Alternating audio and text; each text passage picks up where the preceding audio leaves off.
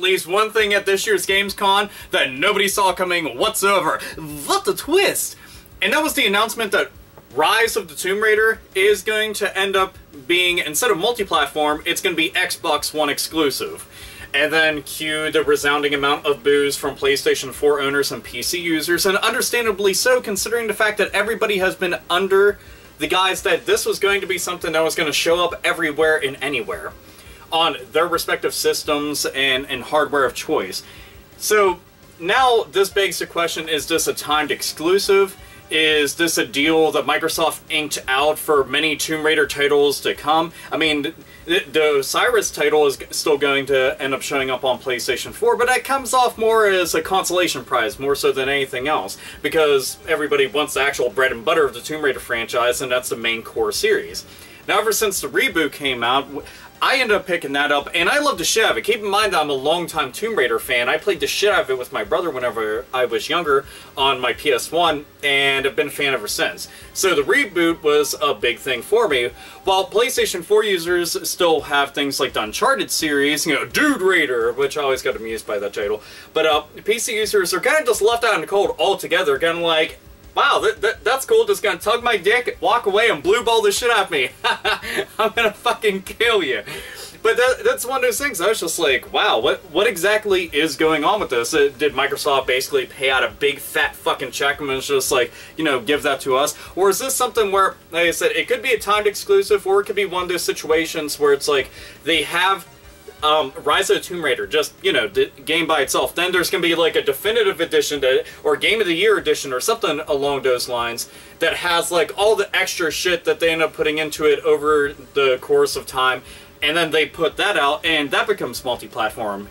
I could see one of those two situations end up arising, considering the fact that it seems kind of silly for a company like Square Enix, who went out of their way, and this shit just blew my fucking mind.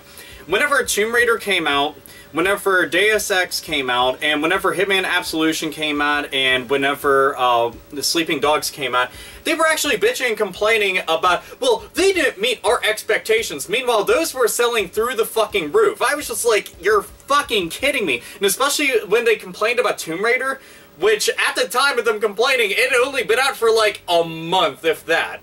And I was just like, you're fucking high as a kite. This thing is selling like fucking hotcakes. But it seems kind of weird for them to have complained about something like that and then go with console exclusivity with this particular title. I'm just like, I can't understand the logic in something like that at all. That's why I feel like this would be a timed exclusive, because that's what would be best for business for them.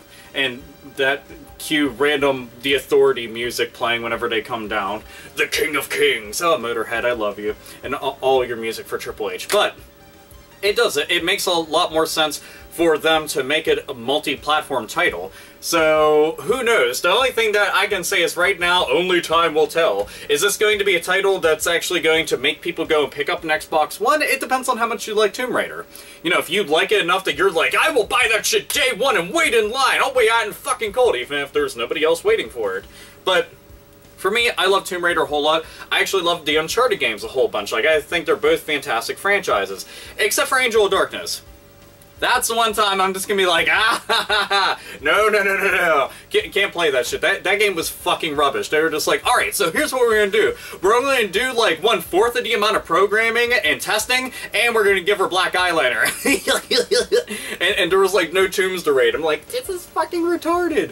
But I'm still looking forward to the game coming out. I can't take an entire stance of like, you know, fuck them or anything like that, because, well, I don't know if they plan on releasing on all the systems and platforms and stuff like that, but if they're smart, they will end up doing that. But in a lot of ways, this is also one of those things you have to look at from Microsoft's standpoint.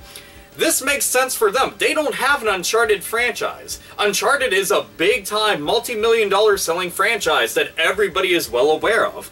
So this might be Microsoft's way of, you know, saying, hey, we're going to go and lock something down so we can actually directly compete with one of their first-party titles that we personally don't have.